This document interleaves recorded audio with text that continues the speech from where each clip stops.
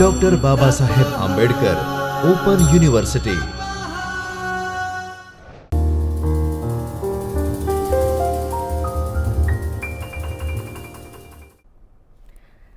નમસ્કાર મિત્રો, doctor Baba Saheb Ambedkar open યુનિવર્સિટીના ચૈતન્ય સ્ટુડિયોમાં હું ડૉક્ટર સોનલ આપ સર્વેનું હાર્દિક સ્વાગત કરું છું. મિત્રો, આજે આપણે ઇતિહાસ વિષયમાં ગુજરાતના ઇતિહાસ વિશે અભ્યાસ કરીશું અને ગુજરાતના ઇતિહાસમાં જે ગુજરાતના ઇતિહાસ જાણવાના જે સાધનો છે એ સાધનો વિશે અભ્યાસ કરીશું.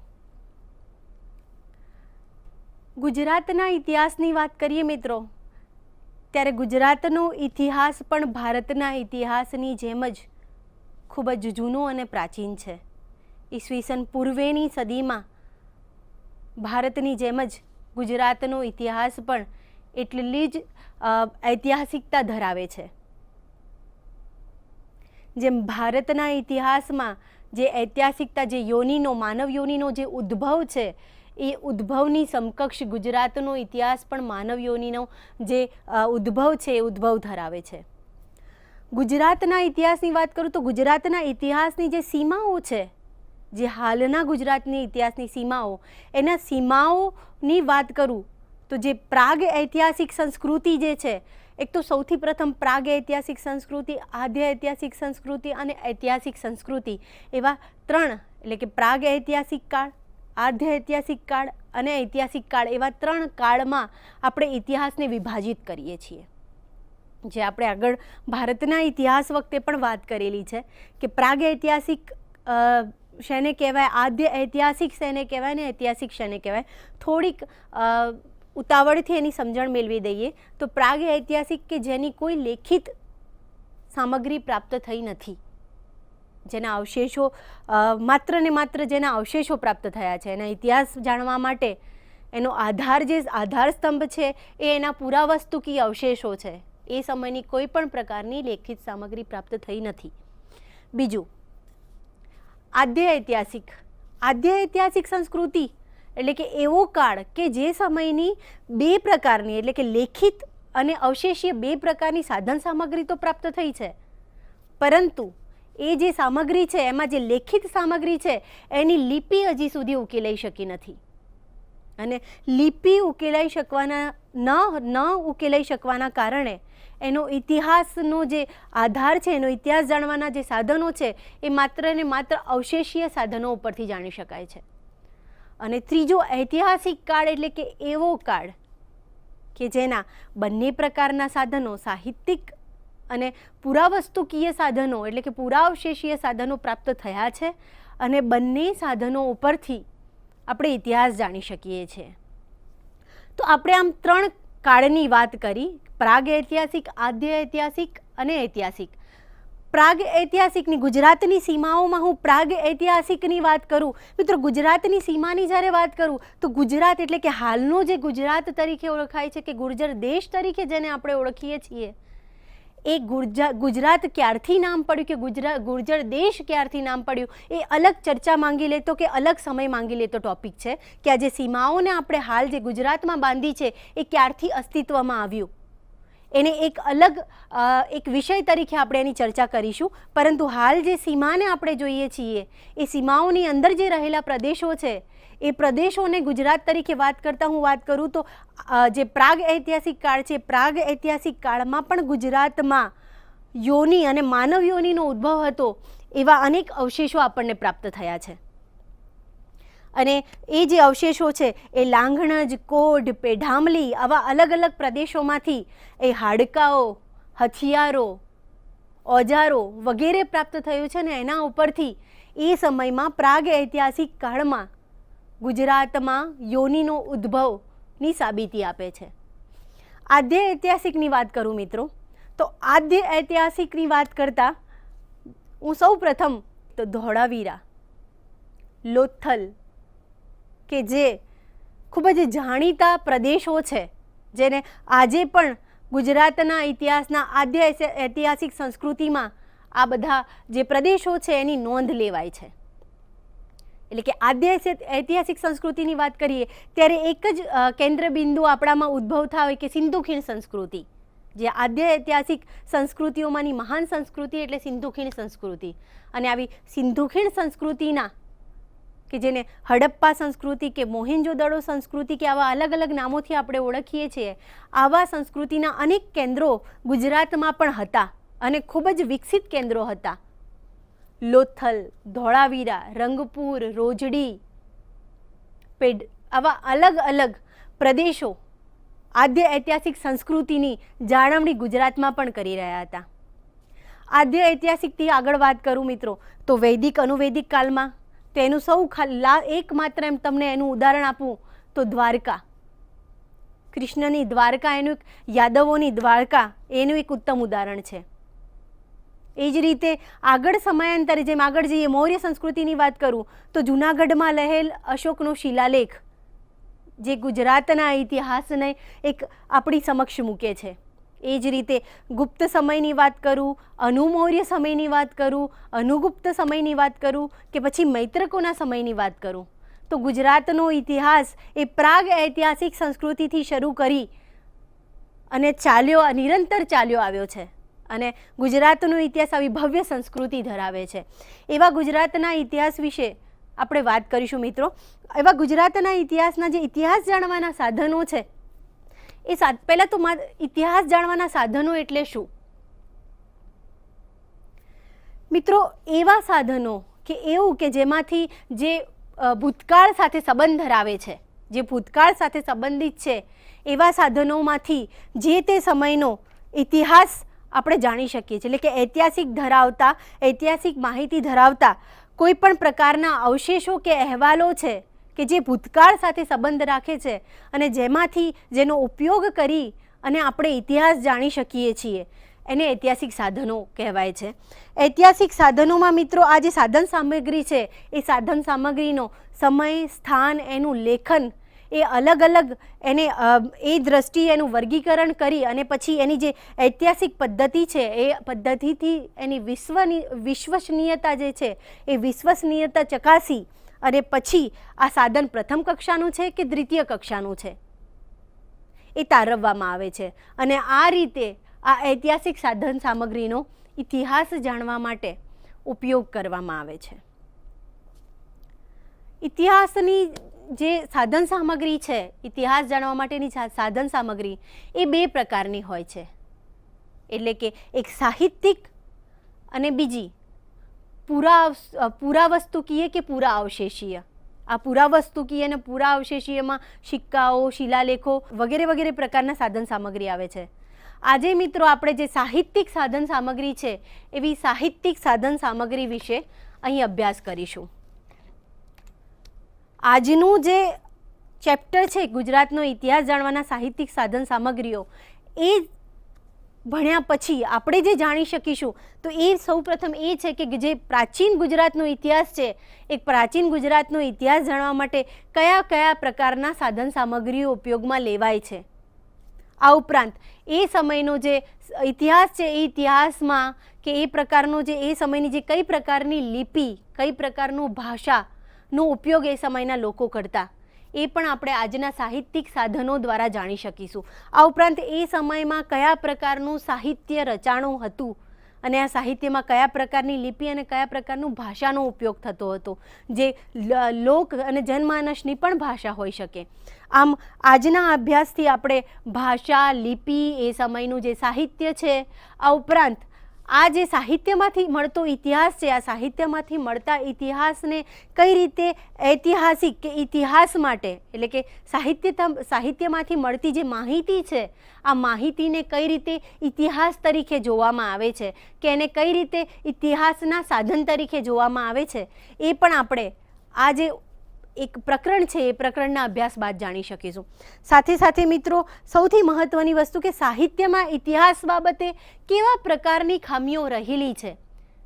જ્યારે આપણે સાહિત્યને એક ઐતિહાસિક સાધન તરીકે ઉપયોગમાં લેતા હોઈએ તો આજે જ્યારે એનો ઉપયોગમાં લઈએ તો કયા પ્રકારની સાવધાની રાખવાની હોય છે. અને સાથે સાથે આ જે સામગ્રી છે, સાહિત્ય સામગ્રીમાં કેવા કેવા પ્રકારની ખામીઓ હોય છે અને કેવા પ્રકારની ખામીઓના કારણે કેવી સાવધાની રાખવાની હોય છે કે કયા પ્રકારનું એમાંથી માહિતી લેવા પ્રાપ્ત હોય છે, એ પ્રકારની આજે ચર્ચા કરીશું મિત્રો. સૌ પ્રથમ વાત કરું મિત્રો તો પ્રાગ ઐતિહાસિક અને આદ્ય ઐતિહાસિક યુગ. મિત્રો મેં તમને જેમ વાત કરી કે સાહિત્યિક સાધનો જ્યારે અભ્યાસ કરીએ, આપણે સાહિત્યિક સાધનોને જ્યારે ઐતિહાસિક સાધનો તરીકે ઉપયોગમાં લઈએ ત્યારે એ સમયે આ પ્રાપ્ત થયેલ ઐતિહાસિક એ સમયના જે સાહિત્યિક સાધનો છે, આ સાહિત્યિક સાધનોમાં આપણે ઘણા પ્રકારના સાહિત્યિક સાધનો હોય છે, જેમ કે પ્રબંધો, મહાકાવ્યો, નાટકો, એ સિવાયના એ સમયના કાવ્યો, એ સમયના રાસ, આ વગેરે પ્રકારના સાહિત્યિક સાધનો હોય છે. અને આ વગેરે પ્રકારના જે સાહિત્યિક સાધનો છે એ સમયના કે જે તે સમયના જે અવશેષીય સાધનો છે, અવશેષીય સાધનોની સાથે એનો એક સંબંધ બાંધી અને એ બંનેમાંથી જે ઐતિહાસિક માહિતી આવે છે, આ ઐતિહાસિક માહિતીને આપણે ઇતિહાસની માહિતી તરીકે સ્વીકારીએ છીએ. સૌપ્રથમ વાત કરીએ તો પ્રાગ ઐતિહાસિક અને આદ્ય ઐતિહાસિક યુગની. તો મિત્રો મેં તમને શરૂઆતમાં જ વાત કરી કે પ્રાગ ઐતિહાસિક એક એવો કાળ છે કે જે સમયની સાહિત્યિક સામગ્રી એટલે કે કોઈ લેખિત પ્રકારની સામગ્રી પ્રાપ્ત થઈ નથી. એ પછી ભારતના ઇતિહાસમાં વાત કરું કે ગુજરાતના ઇતિહાસમાં વાત કરું, ભારતના ઇતિહાસમાં પણ પ્રાગ ઐતિહાસિક કાળ એક એવો કાળ છે કે જેની કોઈ પ્રકારની લેખિત સામગ્રી પ્રાપ્ત થઈ નથી. એના જે હથિયારો, એના જે હાડકાં, એની જે ખોપરીઓના અવશેષો, એના જે હાડપિંજરો છે, એના જે ઓજારો છે, આ વગેરે ઉપરથી, ત્યાંથી મળી આવેલ ટીંબાઓ છે, આ વગેરે ઉપરથી જ એનો ઇતિહાસ આપણે જાણી શકીએ છીએ. એ જ રીતે આદ્ય ઐતિહાસિકની વાત કરું તો આદ્ય ઐતિહાસિકની જેમ વાત કરીએ એમ સામગ્રી પ્રાપ્ત થઈ છે લેખિત, પરંતુ તેની લિપિ ઉકેલાઈ શકે ન હોવાના કારણે એનો ઇતિહાસનો આધાર, એનો ઇતિહાસ જાણવાનો આધાર ત્યાંથી મળી આવેલ જે અનેક પ્રકારના અવશેષીય સાધનો છે એના ઉપર જ રાખવો પડે છે. આમ એટલે મિત્રો જ્યારે ગુજરાતના ઇતિહાસની વાત કરીએ ત્યારે ભારતના ઇતિહાસની જેમ જ એ પ્રાગ ઐતિહાસિક અને આદ્ય ઐતિહાસિક એટલે કે જે ઓછા પ્રમાણમાં સાહિત્યિક સામગ્રી પ્રાપ્ત થયેલી હોવાના કારણે આપણે ત્યાંના પ્રાપ્ત પુરાવસ્તુકીય અવશેષો ઉપરથી જ ઇતિહાસ જાણી શકીએ છીએ. આગળ વાત કરું મિત્રો તો પુરાણો. પુરાણોમાં ભારતના જે પ્રાચીન કુળ હતા, ઈસવીસન પૂર્વેના જે પ્રાચીન કુળની વંશાવલી છે, આ વંશાવલીને લગતી અનુશ્રુતિઓ પ્રાપ્ત થયેલી છે અને આના ઉપરથી એ સમયનો જે ઇતિહાસ છે આપણે જાણી શકીએ છીએ. એમાં ખાસ કરીને જે યાદવ, ભૃગુઓ, શરિયાતો વગેરેને લગતી અનુશ્રુતિઓ આપણને પુરાણમાંથી પ્રાપ્ત થાય છે. આ અનુશ્રુતિઓમાં વાત કરું તો વાયુ પુરાણ, બ્રહ્માંડ પુરાણ, બ્રહ્મ પુરાણ, મત્સ્ય પુરાણ વગેરેમાંથી એ સમયનો જે ઇતિહાસ છે એ ઇતિહાસ આપણને આ પુરાણોમાંથી પ્રાપ્ત થાય છે. તેમાંથી ગુજરાતની જે મેં વાત કરી તે ગુજરાતના જે પ્રાચીન વંશો છે એ પ્રાચીન વંશોની વંશાવળી પ્રાપ્ત થાય છે. આ ઉપરાંત જે ભારતમાં જે મહાભારતમાં જે મથુરામાંથી જે દ્વારકા, યાદવો જે મથુરાથી દ્વારકા આવેલ યાદવોની વાત આ મહાભારતમાંથી પ્રાપ્ત થાય છે. અને મહાભારતના જે મૌસમ પર્વ છે, આ મૌસમ પર્વમાં એ સમયના જે યાદવા સ્થળોની સંપૂર્ણ માહિતી આપણને આ મૌસમ પર્વમાંથી પ્રાપ્ત થાય છે. સાથે સાથે મહાભારતનું જે ખીલ પરિશિષ્ટ હરિવંશ જે છે, હરિવંશમાંથી શ્રી કૃષ્ણના ચરિત્રની, એના જીવનને લગતી અનેક માહિતી આપણને એમાંથી પ્રાપ્ત થાય છે. આ ઉપરાંત વિષ્ણુ પુરાણ અને જે ભાગવત પુરાણ છે, ભાગવત પુરાણમાંથી પણ યાદવો અને શ્રી કૃષ્ણને લગતી અનેક પ્રકારની આપણને માહિતી એમાંથી પ્રાપ્ત થાય છે. સ્કંદ પુરાણ અને બ્રહ્મ પુરાણની વાત કરું વિશેષમાં મિત્રો તો આ સમયના જે તીર્થસ્થાનો છે એ તીર્થસ્થાનો અને ગુજરાતની અમુક પ્રકારની જે જ્ઞાતિઓ છે, આ જ્ઞાતિઓનો ઉદ્ભવ કે ઉત્પત્તિ વિશેની માહિતી એ આપણને સ્કંદ પુરાણ અને બ્રહ્મ પુરાણમાંથી પ્રાપ્ત થાય છે. પુરાણોથી આગળ વધી અને જૈન ગ્રંથોની વાત કરીએ મિત્રો તો જે જૈન આગમ ગ્રંથો છે એ જૈન આગમ ગ્રંથોમાંથી પણ યાદવોને લગતી અનેક પ્રકારની અનુશ્રુતિઓ પ્રાપ્ત થઈ છે. જે રીતે શ્રી કૃષ્ણને લગતી સંસ્કૃત અને ગુજરાતીમાં જે સાહિત્યની અનેક કૃતિઓ છે એ જ રીતે વાસુદેવ અને સાથે સાથે અરિષ્ટનેમી અને રાજમતીને લગતી અનેક ગ્રંથો એ જૈન લેખકોએ લખેલા છે, જેમાં સંસ્કૃતમાં, પ્રાકૃતમાં કે પછી જૂની ગુજરાતી ભાષામાં આવા ગ્રંથોની રચના થયેલી છે. આગળ વાત કરીએ મિત્રો તો બૌદ્ધ જાતક ગ્રંથો. બૌદ્ધ જાતક ગ્રંથો તેમજ પાણીનીમાંથી એ સમયનો જે ગુજરાતનો ઇતિહાસ છે કે ગુજરાતનો ઇતિહાસ આ અનુશ્રુતિઓમાંથી પ્રાપ્ત થાય છે. સાથે સાથે એમાં જે યાદવ વંશ છે, આ યાદવ વંશને લગતા ભૌગોલિક, એ સમયની જે સામાજિક, એ સમયનું જે વાણિજ્ય અને જનજાતીય જે એ સમયના જે પ્રકાર છે એ પ્રકારની માહિતી આપણને આ બૌદ્ધ જાતક ગ્રંથોમાંથી પ્રાપ્ત થાય છે. આગળ વાત કરીએ મિત્રો, જે મૌર્ય યુગથી મૈત્રક યુગનું જે સાહિત્ય છે કે જેમાંથી ઇતિહાસ જાણી શકીએ છીએ, આવા જે સાધન સામગ્રીની હું વાત કરું મિત્રો, તો મૌર્યથી મૈત્રક યુગના ગુજરાતનો ઇતિહાસ આપણને જાણવા માટે પુરાણો અને અનુશ્રુતિઓ એ ખૂબ જ ઉપયોગી સાધન સામગ્રી છે. એ વિશ્વસનીયતા એટલે કે અવશેષીય સાધનો જેટલી વિશ્વસનીયતા એ સાહિત્યિક સાધનોની એ સમયમાં નહોતી, કારણ કે મોટાભાગના જે એ વખતના સાહિત્યિક સાધનો છે એ નાટકો છે, મહાકાવ્યો છે કે ક્યાંક રાસ છે કે જે એ સમયના કવિઓએ લખેલા, દરબારી કવિઓએ લખેલા કે પછી અનુકાળમાં એટલે કે એ સમયના રાજા પછીના કાળમાં લખાયેલ વ્યક્તિઓએ કાને સાંભળેલ વાતોને લખેલી હોવાથી એ પુરાવસ્તુકીય કે અવશેષીય સાધનો જેટલી વિશ્વસનીયતા ધરાવતું નથી. પરંતુ છતાંય આ જે સાહિત્યિક સાધનો છે એને અવગણી શકાય એમ નથી, એમાંથી ચોક્કસ પ્રકારનો ઇતિહાસ આપણને પ્રાપ્ત થાય છે. તો વાત કરું મિત્રો તો મૌર્ય વંશની જે સાલવારી અને અનુશ્રુતિઓનો ખ્યાલ આપણને આ પુરાણો અને પુરાણોમાંથી પ્રાપ્ત થાય છે. અને સાથે સાથે જે અનુમૌર્ય સમયના જે ઇતિહાસ છે, જે મૌર્ય સમયની તો વાત કરી કે મેં તમને મૌર્ય સમયનો જે ઇતિહાસ છે એ પુરાણોમાંથી, એની વંશાવલીઓની સાથે સાથે શૃંગ વંશનો ઇતિહાસ કે પછી ગુપ્ત વંશની વંશાવલીઓ, આ વગેરે વગેરે પુરાણોમાંથી આપણને પ્રાપ્ત થાય છે. પરંતુ સાથે સાથે જે અજ્ઞાત લેખક જેમને પેરિપ્લસ, જે પહેલી સદીમાં જે પોતે ભારત આવેલા અને જેમને લખેલું પેરિપ્લસ ઓફ ધ એથિયન્સીમાં જે ઇતિહાસ આલેખવામાં આવેલો છે, એ ઇતિહાસની સાથે સાથે જે ટોલેમીએ જે ભૂગોળની રચના કરેલી, ભૂગોળ નામનું જે લખેલું ગ્રંથ, આ ભૂગોળમાંથી પણ જે અનુમૌર્ય કાળ છે એ અનુમૌર્ય કાળનો ઇતિહાસ, એ સમયની જે ભારતની ભૂગોળ, ભારતની સીમાઓ વગેરે આપણે જાણી શકીએ છીએ. આ ઉપરાંત અનુમૌર્ય પછીનો જે સમય છે જેમાં શક, ક્ષત્રપો આ વગેરેનો ઇતિહાસ પણ આપણે એ પ્રકારના જે એ સમયના જે પુરાણો છે કે પછી ભૂગોળ છે કે પછી પેરિપ્લસ ઓફ ધ એથિયન્સી છે, એમાંથી આપણે એ શક, ક્ષત્રપો શાસકોનો ઇતિહાસ પણ જાણી શકીએ છીએ. સાથે સાથે જે આપણે શકારી વિક્રમાદિત્ય તરીકે જેને ઓળખીએ છીએ એનો પણ આપણે ઇતિહાસ એમાંથી પ્રાપ્ત કરી શકીએ છીએ. મિત્રો બીજી એક વાત કરું મિત્રો તો ગુપ્ત સમ્રાટો સિવાય પછીના જે મૈત્રક શાસન જે ગુજરાતમાં સ્થપાણું, અને આ મૈત્રક શાસનમાં જેનું એક નોંધપાત્ર ફાળો છે એવા ધ્રુવસેન બીજાના સમયમાં જે ચીની યાત્રી યુએન સાંગ જ્યારે ભારતમાં આવ્યો અને ભારતમાં આવ્યા બાદ એને જે સમગ્ર ભારતનો પ્રવાસ કર્યો અને સમગ્ર ભારતના પ્રવાસ કર્યા બાદ એને જે પોતાની પ્રવાસ નોંધ લખી, જેને આપણે સિયુકી તરીકે ઓળખીએ છીએ, જેને આપણે પશ્ચિમ દિશાનો અહેવાલ તરીકે પણ ઓળખીએ છીએ, આવા સિયુકીમાં એને જે ઇતિહાસ આલેખ્યો છે, આ ઇતિહાસમાં મૈત્રક શાસકોનો ઇતિહાસ જાણી શકીએ છીએ અને સાથે સાથે ધ્રુવસેન બીજાનો પણ ઇતિહાસ જાણી શકીએ છીએ.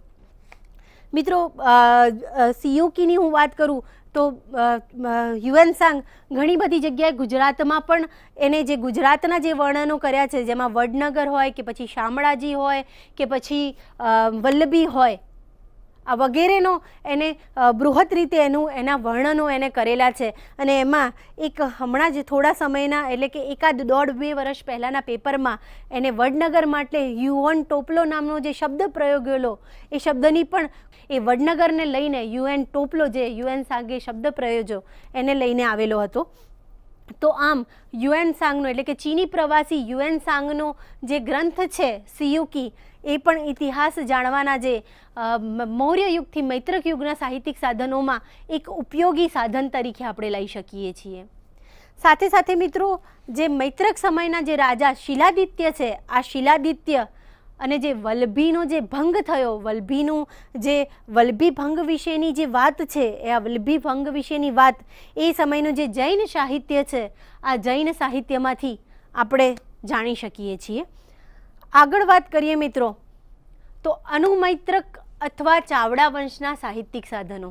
વંશની વાત કરતાં પહેલાં હું મિત્રો એટલી વાત કરી લઈશ કે અગાઉના જે આપણે સાહિત્યિક સાધનોની વાત કરી, એટલે કે ચાવડા વંશ પહેલાંનું જે સાહિત્ય છે મિત્રો, ચાવડા વંશ મૈત્રક પછીનું વાત કરું તો મૈત્રક પછીનો જે સમય છે એ અનુમૈત્રક કાળ તરીકે ગુજરાતના ઇતિહાસમાં ઘણા વિદ્વાનો ઓળખે છે કે પછી ક્યાંક ચાવડા વંશનું શાસન કે ચાવડા વંશનું ગુજરાતમાં શાસન અથવા તો પાટણમાં શાસન એના તરીકે પણ ઓળખાય છે. એટલે કે આ જે ચાવડા રાજાઓ છે, આ ચાવડા રાજાઓ પહેલાંનો જે સમયગાળો છે કે એના પહેલાંનો જે સમયગાળાનો જે ઇતિહાસ છે એ ક્રમબદ્ધ જોવા મળતો નથી, પરંતુ જે ચાવડા વંશનું જે શાસન શરૂ થાય છે, આ ચાવડા વંશના શાસનથી એક ક્રમબદ્ધ ઇતિહાસ આપણે આ સાહિત્યિક સાધન સામગ્રીમાંથી જોઈ શકાય છે. એટલે કે સાહિત્યિક સાધન સામગ્રીમાં ચાવડા વંશ પહેલાંનો ઇતિહાસ જાણવા માટે એક ક્રમબદ્ધતા સચવાતી નથી, પરંતુ ચાવડા વંશથી આ ખોટ પૂરી થતી આપણને જોવા મળે છે. તો આ રીતે અનુમૈત્રક અને ચાવડા વંશનું જે સાહિત્યિક સાધનોની વાત કરીએ, ચાવડા વંશનું ગુજરાતના ઇતિહાસમાં ચાવડા વંશનો જે ઉદય થયો અને આ ચાવડા વંશનો ઉદય અને એના પછી જે સાહિત્યિક સામગ્રીઓ ઉપલબ્ધ થાય અને એમાંય જે પાટણના અણહિલવાડ પાટણના જે ચાવડા શાસકો છે, આ ચાવડા શાસકો માટે 12મી સદીમાં લખાયેલ યશપાલકૃત મોહરાજ પરાજય, આ સાથે સાથે 13મી સદીમાં અરિષીકૃત સુકૃત સુકીર્તન અને ઉદયપ્રભુ સૂરીકૃત સુકૃત કીર્તિ કિલ્લોલિની, આ વગેરેમાંથી વનરાજ ચાવડા, ચાવડા શાસકો અને સાથે સાથે વનરાજ ચાવડાના માતા પિતા એટલે કે પંચાસરાના જે જયશિખરી રાજા છે, આ જયશિખરી રાજાનો ઇતિહાસ આપણે આ અલગ અલગ સાહિત્યોમાંથી જાણી શકીએ છીએ. સાથે સાથે 14મી સદીમાં જે મેરુતુંગાચાર્યએ રચેલ પ્રબંધ ચિંતામણી છે, આ પ્રબંધ ચિંતામણી કે જે ગુજરાતના ઇતિહાસ જાણવા માટે અને સાથે સાથે ચાવડા વંશનો ઇતિહાસ જાણવા માટે ખૂબ જ ઉપયોગી છે. એમાં પણ ચાવડા વંશનો એક ક્રમબદ્ધ ઇતિહાસ, ચાવડા શાસકોનો, ચાવડા શાસકોની સાથે સાથે વનરાજ ચાવડાના પૂર્વજોનો ઇતિહાસ પણ આપેલો છે. આ ઉપરાંત 17મી 18મી સદીમાં જે ધર્મારાયણ મહામાત્ય લખાયેલું છે અને ઉપરાંત કૃષ્ણ કવિ લખેલ રત્નમાલા છે, આ રત્નમાલામાંથી પણ વનરાજ ચાવડા અને ચાવડા શાસકોના પૂર્વજો એટલે કે વનરાજ ચાવડાના પૂર્વજોનો ઇતિહાસ જાણી શકીએ છીએ. પરંતુ મિત્રો આ જે જૈન ગ્રંથો એટલે કે 17મી અને 18મી સદીમાં જે ધર્મારાયણ મહામાત્ય અને રત્નમાલા છે, આ રત્નમાલામાં જે ઇતિહાસ આલેખાયેલો છે એ જૈન સાહિત્યો કરતાં થોડોક જુદો છે. એના જે પૂર્વજો છે, વનરાજ ચાવડાના પૂર્વજોની એના માતા પિતા વિશે આ બંને સાહિત્યમાંથી જે ઇતિહાસ જાણવા મળે છે એ જુદા પ્રકારનો છે. બંનેમાં એના માતા પિતાઓના વર્ણન, એના પૂર્વજોના વર્ણન કંઈક અલગ પ્રકારની માહિતી રજૂ કરે છે. આમ તો મિત્રો વાત કરીએ તો આમ આ જે સમકાલીન સામગ્રી છે એ સરખામણીમાં થોડીક સંદિગ્ધ અને વિસંગતતાથી ભરેલી છે. આગળ વાત કરીએ તો સોલંકી વાઘેલા યુગના સાહિત્યિક સાધનો.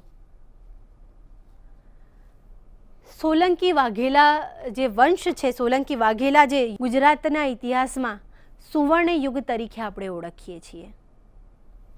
સુવર્ણ યુગની વ્યાખ્યા હું તમને નહીં આપું, કારણ કે ભારતના ઇતિહાસમાં જેને ગુપ્ત યુગને આપણે જેમ સુવર્ણ યુગ તરીકે ઓળખીએ છીએ એમ સુવર્ણ યુગ એટલે કે એક નાનકડી વાત કરી દઉં તો સુવર્ણ યુગ કે 16 કળાએ જ્યારે એ સમાજનો, એ યુગનો, એ કાળનો વિકાસ થયેલો, એ શાસનનો વિકાસ થયેલો, એટલે કે એ સમયના રાજાઓએ એની જે રાજકીય સીમાઓ વધારી, આ રાજકીય સીમાઓ વધારવાની સાથે સાથે ત્યાંના જે લોકો છે એ લોકો, ત્યાંનો જે સમાજ છે એ સમાજ સુખ સંપત્તિમાં મહાલતો હોય, સાથે સાથે એ સમયનું કલા, સાહિત્ય, ધર્મ, સ્થાપત્ય વગેરેનો યોગ્ય વિકાસ થયેલો હોય, એ સમયની જે વહીવટી સ્થિતિ છે એ વહીવટી સ્થિતિ પણ એક સુંદર પ્રકારની વહીવટી સ્થિતિ હોય અને આ પ્રકારનું જે સામગ્રી છે, આ પ્રકારનું જે એનો વિકાસ છે, આ પ્રકારના વિકાસને લઈ અને એને આપણે સુવર્ણ યુગ તરીકે ઓળખતા હોઈએ છીએ. આ એની મેં એક પ્રાથમિક વ્યાખ્યા કીધી મિત્રો.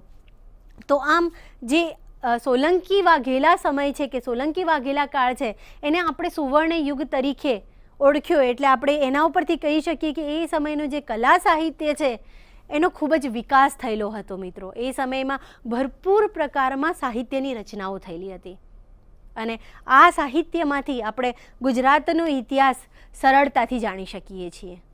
સૌ પ્રથમ હું વાત કરું મિત્રો તો સિદ્ધરાજ જયસિંહ અને કુમારપાળના સમયમાં જે મોખરાનું સ્થાન ધરાવતા હતા એવા હેમચંદ્રાચાર્ય કે જે એક જૈન આચાર્ય હતા, આવા હેમચંદ્રાચાર્યએ પણ અનેક પ્રકારના સાહિત્યની રચના કરેલી. સૌપ્રથમ આપણે હેમચંદ્રાચાર્યના સાહિત્યની વાત કરીશું તો સૌપ્રથમ જે હેમચંદ્રાચાર્યએ લખેલ સિદ્ધહેમ શબ્દાનુશાસન, સિદ્ધરાજ જયસિંહના પ્રોત્સાહનથી અને એની પ્રેરણાથી જ્યારે સિદ્ધહેમ શબ્દાનુશાસન નામના વ્યાકરણ ગ્રંથની રચના કરવામાં આવી ત્યારે મિત્રો એની જે ભવ્યતા છે એ ભવ્યતા એ પાટણમાં હાથીની અંબાડી ઉપર આ ગ્રંથને સ્થાન આપી અને આ ગ્રંથની નગર યાત્રા કરવામાં આવેલી હતી. આવા જે વ્યાકરણ ગ્રંથ છે એ વ્યાકરણ ગ્રંથના 8 અધ્યાય છે. આ 8 અધ્યાયમાંથી જે સોલંકી રાજા, જે પહેલો સોલંકી રાજા જે મૂળરાજ છે, આ મૂળરાજથી માંડી અને સિદ્ધરાજ જયસિંહની માહિતી પ્રાપ્ત થાય છે. પછી જે હેમચંદ્રાચાર્યનું જે રચેલ સંસ્કૃત કાવ્ય મહાકાવ્ય જે દ્રયાશ્રય છે, જે સંસ્કૃત ભાષામાં રચાયેલ છે, એમાં પણ એ સમયના જે સોલંકી શાસકો છે એ સમકાલીન રાજા સિદ્ધરાજ જયસિંહ અને કુમારપાળના ચરિત્રોની વાત કરવામાં આવેલી છે. અને આ સિવાય હેમચંદ્રાચાર્ય જે પ્રાકૃતમાં દ્રયાશ્રયની રચના કરેલ છે એ દ્રયાશ્રયમાં કુમારપાળના માત્ર ને માત્ર કુમારપાળના ચરિત્ર વિશે અને એની કીર્તિ વિશે વાત કરવામાં આવેલી છે. આમ મિત્રો હું દ્રયાશ્રયની વાત કરું તો દ્રયાશ્રય પોતે એ ગુજરાતનો ઇતિહાસ જાણવા માટે સૌથી મોખરાનું સ્થાન ધરાવે છે. સાહિત્યિક સાધનોમાં દ્રયાશ્રય એ સૌથી મુખ્ય મહત્વનું સાધન ગણાય છે. આવા દ્રયાશ્રયમાંથી કુમારપાળ, સિદ્ધરાજ જયસિંહ વગેરેની માહિતી આપણને પ્રાપ્ત થાય છે. પદ્ધતિસરનું જે લખાણ છે એ કદાચ દ્રયાશ્રયથી શરૂઆત થયેલી હોય એવું માનવામાં આવે છે. આ ઉપરાંત હેમચંદ્રાચાર્ય જે બીજું જે ગ્રંથની રચના કરી એ ત્રિષષ્ટી સલાકા પુરુષ ચરિત્ર, કે જેમાંથી એ સમયના જે જૈન આચાર્યો છે, આ જૈન આચાર્યોની પટ્ટાવલીઓ જે છે, આ પટ્ટાવલીઓ પણ આના ઉપરથી આપણે ઇતિહાસ જોઈ શકીએ છીએ. આમ મિત્રો આજે આપણે ગુજરાતના ઇતિહાસમાં જે ઇતિહાસનો જે કઈ પ્રકારનો ઇતિહાસમાંથી સાહિત્યમાં કયા પ્રકારનો ઇતિહાસ આપણે જાણી શકીએ છીએ એની વાત કરી. સાથે સાથે જે આદ્ય ઐતિહાસિક છે કે પ્રાગ ઐતિહાસિક છે, આ ઉપરાંત જે વૈદિક અને અનુવૈદિક છે, આ વૈદિક અને અનુવૈદિક ઇતિહાસની પણ વાત કરી. સાથે સાથે મૌર્ય સમયનો ઇતિહાસ અને અનુમૌર્ય અને મૈત્રક સમયના ઇતિહાસની વાત કરી. આ ઉપરાંત જે ચાવડા શાસકો છે, આ ચાવડા શાસકોથી જે ક્રમબદ્ધ સાહિત્ય પ્રાપ્ત થાય છે અને જેમાં ક્રમબદ્ધ ઇતિહાસ જાણી શકાય છે એના વિશે પણ આપણે અભ્યાસ કર્યો. અને સોલંકી શાસકો, સોલંકી અને વાઘેલા કાળ છે, આ સોલંકી અને વાઘેલા કાળનો ઇતિહાસ જાણવા માટે હેમચંદ્રાચાર્ય, જે જૈન મુનિ હેમચંદ્રાચાર્ય દ્વારા રચેલ જે કૃતિઓ છે, આ કૃતિઓ વિશેની આપણે ચર્ચા કરી. હવે પછીના લેક્ચરમાં આપણે જે સોલંકી શાસકો છે, આ સોલંકી અને વાઘેલા શાસકોની જે બીજી કૃતિઓ છે એ બીજી કૃતિઓ, આગળની કૃતિઓ વિશે અભ્યાસ કરીશું. નમસ્તે.